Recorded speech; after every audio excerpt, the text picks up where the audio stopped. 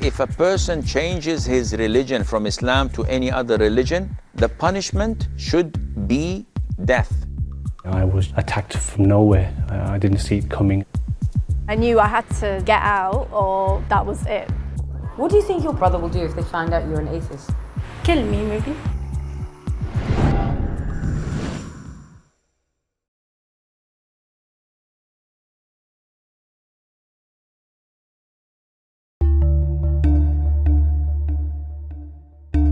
This is Nissa Hussain, a father of 6. In November last year, he was going to his car when this happened. 2 hooded men brutally beat him to the ground.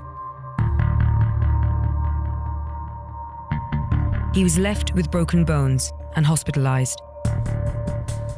He says he was attacked because he left the faith of Islam and converted to Christianity.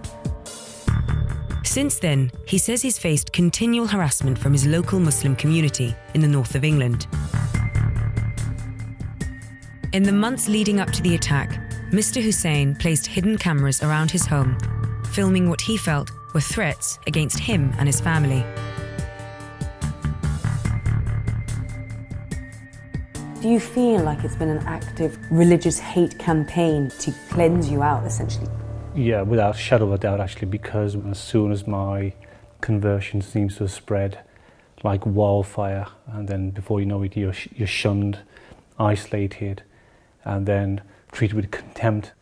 Sort of 2000 onwards, had 3 cars written off, almost daily abuse, intimidation, harassment, bricks thrown through the bay window, sworn at, spat at. My wife, especially with my daughters, being intimidated, harassed, and then things are escalated to such a degree that you literally are having to flee for your lives, actually. The attack was actually very sudden, and I just saw this thug just swing this pickaxe handle straight for my head, and I put my hand up to block it, actually, and my hand suffered fractures, and I reeled backwards and ended up falling and then being concussed, being pummeled, and I suffered a fracture to my kneecap. We have lived with death threats and threats to our welfare and safety. I never really envisaged it would come in such a fashion just outside my front gate.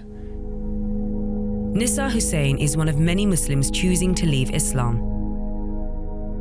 Around the world, people who leave the Islamic faith can face state persecution and also violence at the hands of their local communities. So, informal networks have come together, linked by social media, to help ex-Muslims who are in danger.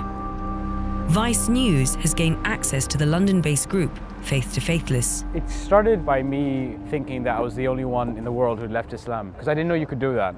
And quickly I realized, online at least, that that's not true.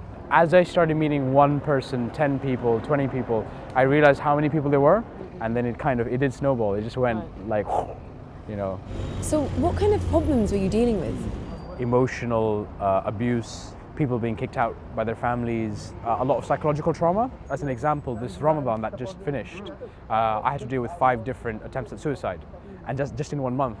But on the extreme side, it's things like kidnapping, forced marriage, risk from their family or their wider community.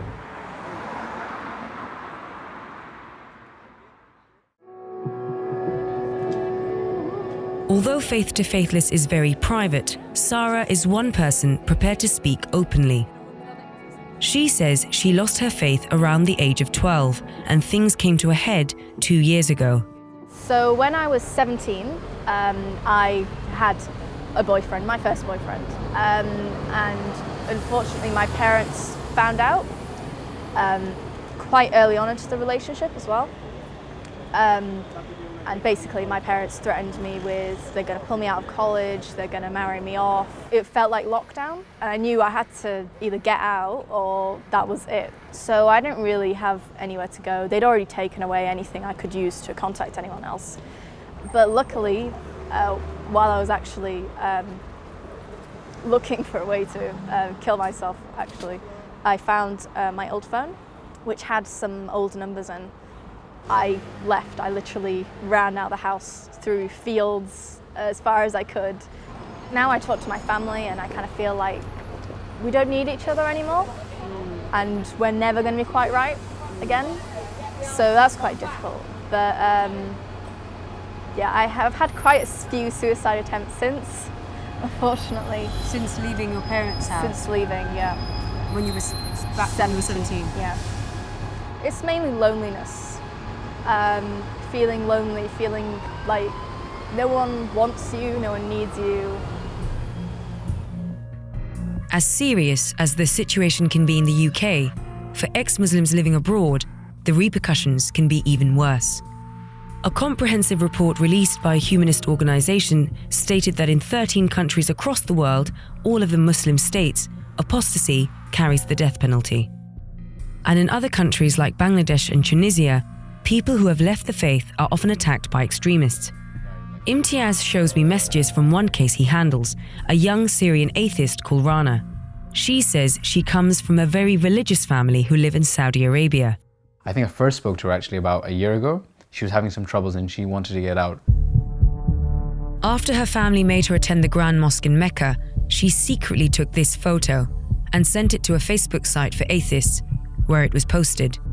When she first did that, when she was still in Saudi, that went completely viral. She's now on the run and has escaped as far as Turkey. Imtiaz's network is helping her as she's desperate. Hello? Hi. Hi. Rana, I'm Poppy. Hi, Bobby. How are you? Fine, how are you? I'm good. You took a photo that said Atheist Republic. Yes, Atheist Republic, it's a website and Facebook and Twitter for non-believer people, for ex-Muslim, ex-Christian, ex-Jewish, any kind of religion. The Kaaba, the most Yes. holiest place, was in the shot. Yes, 2 million or 3 million Muslim around me. I was really afraid, you know, if someone know what I am doing here, they will kill me in there. Why did you decide that morning or that day? What made you post that photo? First message I want to say, I am not Muslim and I am not believer, but I am here. I don't have choice to come here. I can't tell my mother I am not Muslim, and I can't tell my father, my family, I am not Muslim. My brother is very strict, and one day when he think I have boyfriend in Saudi Arabia, he put like a machine in my room to make recording. So he put a secret tape in your machine. He come to my room and start to want to kill me. You have boyfriend, you know it's haram. You know this. So he tried to, he hit you, he beat you up. Yes. After my brother tried to kill me and he hit me, I tried to kill myself, and I have this scar here in my hand. What's the last thing that your dad or your brother said to you? They said we will come to you, we will find you. So Rana, you're in Turkey now. What are your plans next? I want to go to country to protect me and to be safe in this country, and my family can't go for this country. Thank you so much for talking to us. Imtiaz's group and the Atheist Republic in America set up a crowdfunding site for Rana and raised $5,000 to help support her. In August, we flew out with Imtiaz to meet her. So Imtiaz and I are on our way to meet Rana for the very first time to see what Imtiaz can do to try and help her. We've asked her to meet us in Izmir, one of the largest port towns off the coast of the Mediterranean. Izmir is very close to the Greek borders, so very close to Europe, but actually Rana is still in danger. Bye-bye. You look so different. So nice to finally meet you. She's changed her appearance because she's nervous the local Syrian population may find out who she is. This is Rana's flat. It's through the crowdfunding that she's been able to pay rent on this place, but she doesn't have long. I have 3 weeks also. Left, yeah. So Rana, can you show me around? Yeah, I see here my stuff. Rana, all this stuff here, Yeah. you packed with you from Saudi. No, only my abaya and t-shirt. What's the plan? If I get any visa, I can go to Europe. She says her family knows she's in Turkey, but they don't know that she ran away because of her atheism. What do you think your parents will do, like your dad or your brother will do if they find out you're an atheist? Kill me, maybe. Are you being serious? Yes. Over lunch, Rana shows me a video she recorded of her first day in Turkey. I was walking here in the street and I see some people play music. You were saying you wanted to dance in the streets. What did you say? Your dream was I dreamed when I was in Saudi Arabia to dance in the street. What are the dangers of living here? What are you really worried about? My family know I am. If they know I am here, it's very dangerous because I think my brother will come here.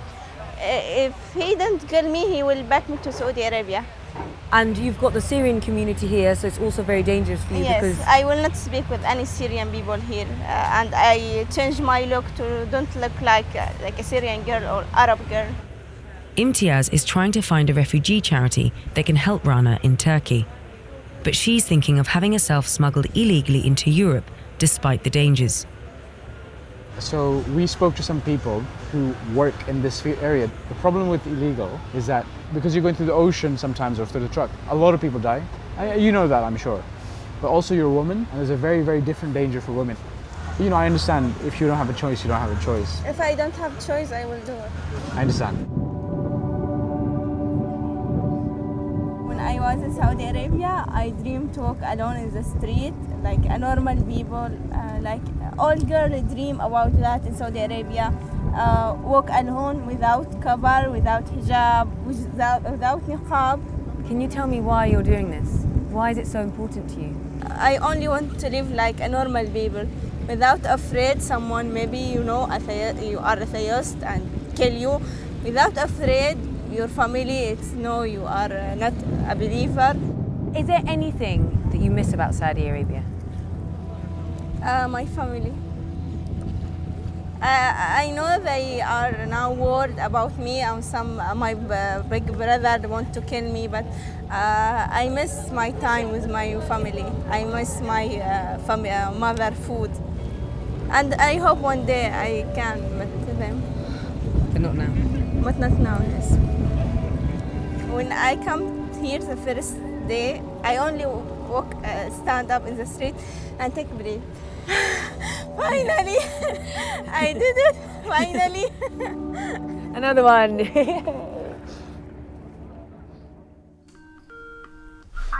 Hi Rana, can you hear me? Hi, Imtiaz. Hi. You sound exhausted. It's October now, and Rana Skypes Imtiaz. She says she's getting desperate and has decided to be smuggled into Europe. Have you spoken to anyone about other routes out of Turkey? No. And you guys trust the people who are going to take you? No? Or yes? Or maybe? Yes, we know the people we want to go. Okay, bye. Okay, bye-bye. Her heading down to Germany, there's a lot of risk there, but at the same time, there's also risk of things like self-harm. She's been feeling very suicidal, and you can understand because she doesn't have a job, she's running out of money, she's got a month left on rent. A couple of weeks later, Rana starts sending us videos she takes on her phone. Tomorrow or after tomorrow, I will go to Europe. I feel afraid and worried. It's dangerous trip, but I don't have choice. I am waiting to leave Turkey now, but the weather will not help us. It's raining and it's bad. The sea is dangerous now. Maybe our trip tomorrow, not today. I leave my house yesterday and I give the owner the key. I don't have house now. We are waiting now someone who will take us to the boat. I am afraid, nervous, worried. I don't know what will happen. The smugglers take her to a beach on the coast of Turkey. We are now at the point where we will go to Jersey. I hope to arrive safely. But that's all we hear from Rana for a while. After a few days, she makes contact again. So the last we heard from Rana was 2 days ago. I've just got messages come through on Facebook. She said that she was at the beach and 4 boats had set off for Greece, and she was supposed to be on the 5th boat. And apparently the moment she was supposed to get on that boat, the police came. Gendarme here. We are escaped for them. They search about refugee. So it looks like she's going to be in Turkey for a while longer.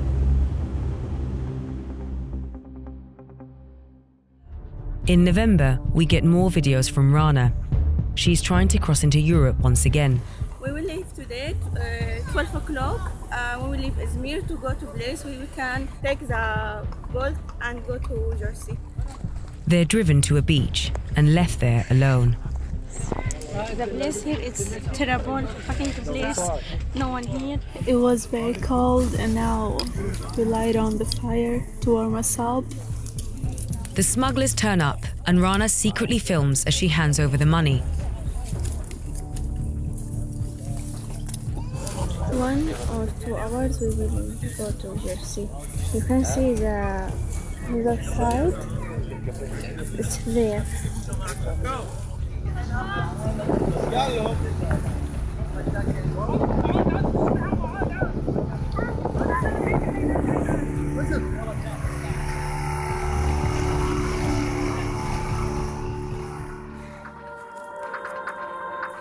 She's made it to a small Greek island first and then onto a boat to Athens. We are so happy, we are free to do what we want and how to say it. Over the next 2 months, Rana continues to send us updates. She travels through Macedonia, Serbia, Slovakia, Croatia, Austria, and finally into Germany. I am so happy to be here. Thanks a lot. And I fly out to see her. So this is where Rana's ended up, in Cologne in Germany. It's New Year's Eve. She's in a refugee camp about an hour from here and she's on her way to meet us now. Hi Rana, it's Poppy. Can you hear me now? Hello? All right, I've seen you. Stay there, stay there. How are you? You've made it. You left Saudi Arabia, you left Turkey, and now you're here.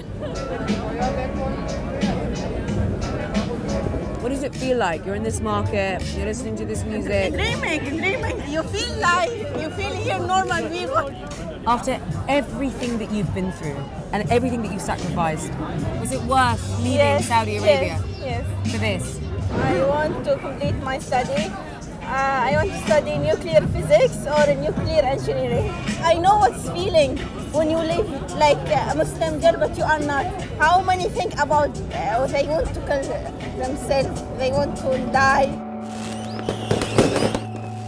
Rana has now applied for asylum in Germany. But many more people around the world face persecution, like Raif Badawi and Ashraf Fayyad, in prison in Saudi Arabia, charged with apostasy. Meanwhile, Imtiaz says that since we started filming with him last year, he receives 4 more cases every week. And his group, Faith to Faithless, is about to start a tour of British universities where ex-Muslims will come out and share their stories.